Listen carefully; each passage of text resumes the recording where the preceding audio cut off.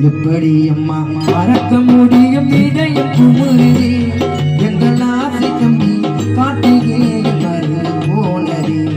இதை எப்படி அம்மா